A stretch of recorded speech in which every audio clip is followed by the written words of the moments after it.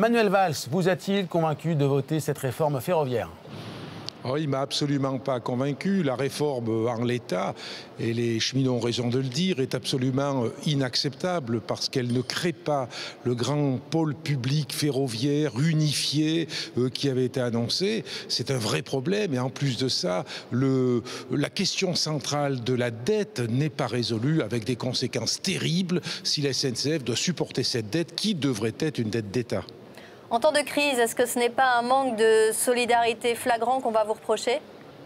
Écoutez, c'est justement un projet, s'il est adopté en l'état, qui va accentuer la crise. Il ne faut quand même pas renverser les responsabilités. C'est comme toute la culpabilisation qu'on veut mettre à l'encontre des cheminots en diabolisant leur lutte. Le problème, c'est que les cheminots, ils ne défendent pas des intérêts corporatistes. Dans cette affaire, ils défendent l'intérêt général, c'est-à-dire une réforme ferroviaire qui aura des conséquences négatives sur les usagers, sur l'organisation du transport dans notre pays, sur les investissements. Je crois qu'il faut bien quand même rétablir la vérité, ne pas tronquer ce qui se passe en réalité.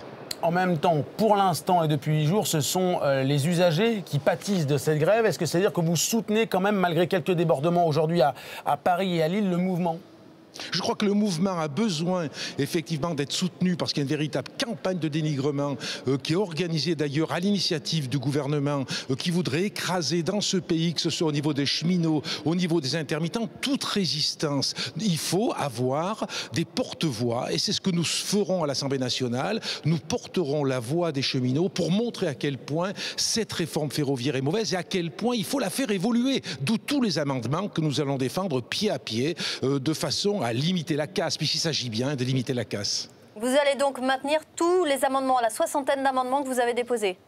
Oui, bien évidemment, parce que d'une part, il y a une partie de nos amendements qui sont le résultat de la lutte conduite par les cheminots et des négociations qui ont été menées la semaine dernière. Et en plus de ça, on a des amendements fondamentaux. Par exemple, faire en sorte que l'établissement public de tête soit véritablement centralisateur au niveau de l'ensemble des emplois du groupe et faire en sorte aussi que la propriété des rails, des gares, tous les investissements soit propriété de l'établissement de tête. C'est à ce prix-là qu'on aura un service public unifié.